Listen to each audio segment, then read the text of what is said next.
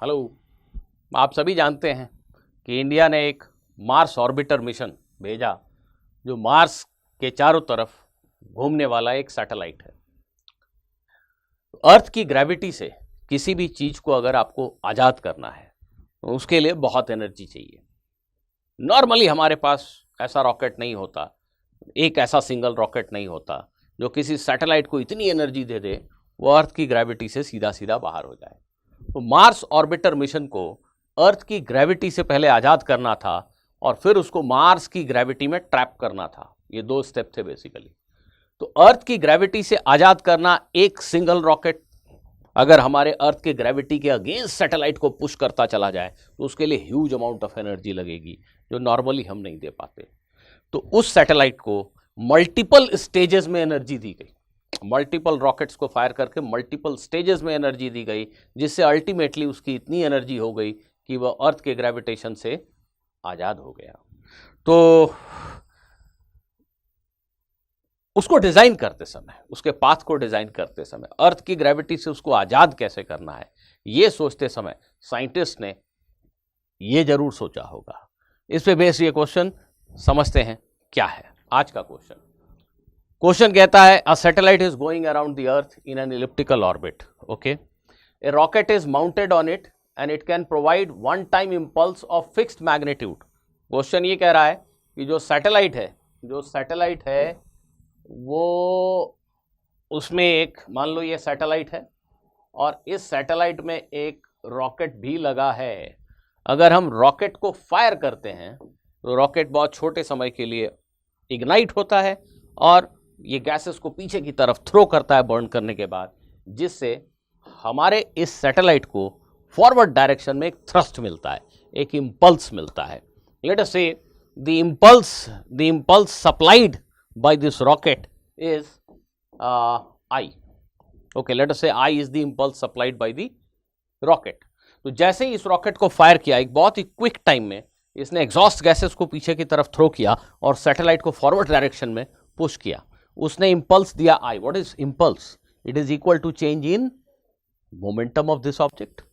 So this will be equal to change in momentum of the object. Now our question says that this rocket can give a fixed amount of impulse, है ना? It can always give a fixed amount of impulse. So the change in momentum that it is going to produce is fixed, isn't it? Change in momentum, जो satellite के momentum में बदलाव होने जा रहा है, that is going to be fixed. और बहुत सारा मास चेंज नहीं हुआ. The rocket is fired for a very small time, so change in mass can be ignored altogether. आप ऐसा सोच सकते हो. Now the question is कि अगर हम चाहते हैं कि हमारे सैटेलाइट की एनर्जी में गेन मैक्सिमम हो, हमारे सैटेलाइट की एनर्जी में गेन मैक्सिमम हो रॉकेट फायर करने से, तो हमें क्या करना चाहिए? Option A, the impulse shall be applied in the direction of motion when the satellite is at aphelion. The impulse should be applied in the direction of motion when the satellite is at perihelion. The impulse should be applied in a direction perpendicular to the direction of motion of the satellite when satellite is at aphelion, and similarly the impulse should be applied in a direction perpendicular to the direction of motion of the satellite when it is at perihelion. इन चार options में से कौन सा option सही है आपको ये बताना है. फिर देख रहे हो, अरे वीडियो को पॉज करो, खुद से ट्राई करो, खुद से सोचो जरा. मैंने काफी हिंट दे दिया तुम्हें, खुद से सोचो जरा. चलो, आई होप कि आप में से बहुत सारे लोगों ने शायद समझ लिया कि क्वेश्चन का आंसर क्या होगा. मैं यहां सॉल्व कर रहा हूं. देखिए, ये हमारी अर्थ है और अर्थ के अराउंड सैटेलाइट का ये इलिप्टिकल ऑर्बिट है. बहुत ही ज्यादा इलिप्टिकल बना दिया मैंने, पर ठीक है यार, चलता है. ठीक है. अब सैटेलाइट, मान लो 1 मिनट के लिए कि यहां है. इस समय इसकी वेलोसिटी का डायरेक्शन ये है. ये तो कॉमन सेंस शायद आपका कहता होगा कि जो इंपल्स हमें देना चाहिए वो मोशन की डायरेक्शन में देना चाहिए. जब मोशन की डायरेक्शन में इंपल्स देंगे तभी काइनेटिक एनर्जी में गेन सबसे ज्यादा होने के चांसेस हैं. Isn't it? और रॉकेट को इसके परपेंडिकुलर फायर करने से वो गेन तो नहीं होना होगा काइनेटिक एनर्जी में। ये कॉमन सेंसिकल है, आई एम अज्यूमिंग कि ऑल अंडरस्टैंड दिस, कि हमें जो फायर करना है वो रॉकेट को पीछे की तरफ फायर करना है, जिससे वो सैटेलाइट को फॉरवर्ड डायरेक्शन में थ्रस्ट दे, जिससे उसकी एनर्जी में सबसे ज्यादा ग्रोथ हो। अब बच्चों, आप सभी जानते हो कि जो काइनेटिक एनर्जी है किसी भी पार्टिकल की, उसको हम मोमेंटम के टर्म्स में ऐसा लिख सकते हैं। अब रॉकेट फायर करने से जो चीज कांस्टेंट है वो है change in momentum, isn't it? Delta P change in momentum है जो रॉकेट फायर करने से हमें मिलने वाला इंपल्स आई के बराबर चेंज इन मोमेंटम हमें मिलने वाला है। क्वेश्चन कह रहा है कि ये नंबर फिक्स्ड है। हम मास में चेंज को इग्नोर करेंगे, मास में चेंज बहुत छोटा है। तो अगर मोमेंटम को डेल्टा पी से चेंज किया जाए, जो इंपल्स है वो चेंज इन मोमेंटम के इक्वल है। अगर मोमेंटम को एक फिक्स्ड अमाउंट डेल्टा पी से चेंज किया जाए तो काइनेटिक एनर्जी में चेंज क्या होगा बताइए। इसको अगर हम डिफरेंशिएट करेंगे इस इक्वेशन को, तो ऐसा लिख देता हूं मैं, पी के रेस्पेक्ट में डिफरेंशिएट कर रहे हैं हम इसको, ये ऐसा बन गया, इसको मैं ऐसा लिख दे रहा हूं,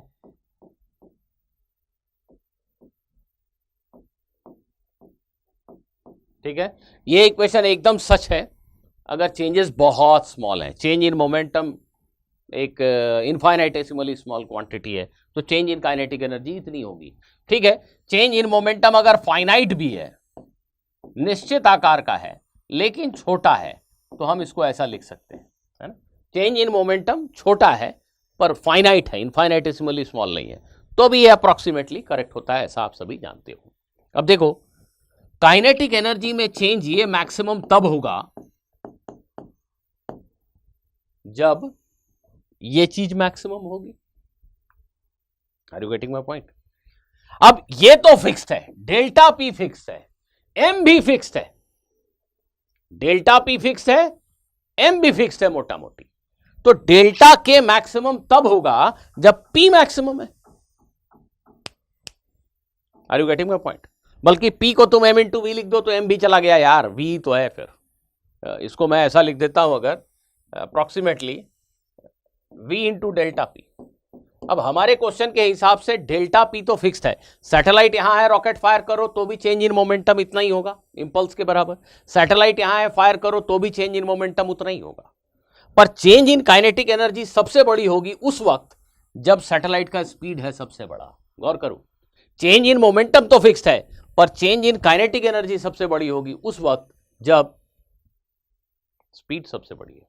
और सभी जानते हैं कि जब एक प्लैनेट या एक सैटेलाइट इलिप्टिकल ऑर्बिट में घूम रहा होता है तो इस पॉइंट पे, when it is closest to the planet, when it is nearest to the planet, इस पॉइंट पर, ये इस पॉइंट को हम क्या कहते हैं, पेरीहेलियन, और इसको क्या कहते हैं, एपहेलियन। इस पॉइंट पे जब सैटेलाइट हो और इस समय अगर आप रॉकेट को फायर करें तो बिकॉज इस समय सैटेलाइट की स्पीड मैक्सिमम है बच्चों, v की वैल्यू मैक्सिमम है, डेल्टा p तो हर जगह सेम मिलने वाली है आपको, ऐसा क्वेश्चन में कहा गया है।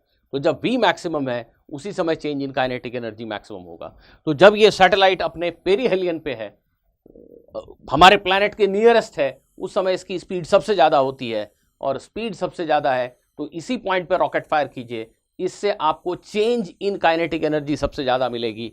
और जैसे ही ये क्वेश्चन का आंसर हो गया, आपका क्वेश्चन का आंसर क्या हो गया, the impulse shall be applied in the direction of motion when the satellite is at, ये थोड़ा सा गलत लिख दिया, आई एम सो सॉरी, एक ऑप्शन दोनों सेम हो गए, this perihelion, so sorry, when the satellite is at perihelion, right.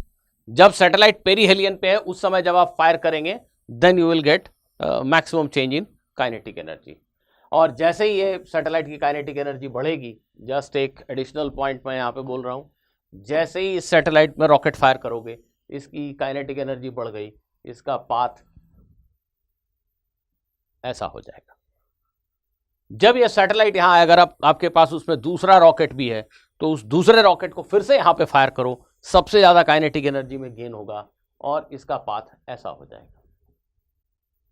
तो ऐसा मल्टीपल स्टेप्स में हम उसकी एनर्जी को धीरे धीरे बढ़ाते हैं, रॉकेट्स यहाँ पे फायर करते हैं, और अल्टीमेटली जब एक फाइनल रॉकेट, शायद अगर मुझे सही याद आ रहा है तो मार्स ऑर्बिटर मिशन के केस में 5 बार इस तरीके से हमने उसकी ऑर्बिट को रेज किया, 5 बार रॉकेट फायर किया जिससे उसकी ऑर्बिट का साइज बड़ा होता चला गया। 6वीं बार जब रॉकेट फायर किया तो सैटेलाइट के पास इतनी एनर्जी थी कि वो परमानेंटली अर्थ की ग्रेविटी से आज़ाद हो गया। आई होप कि आपको ये क्वेश्चन समझ में आया। I am so sorry for this mistake, this should have been perihelion. So thank you students, see you in the next video.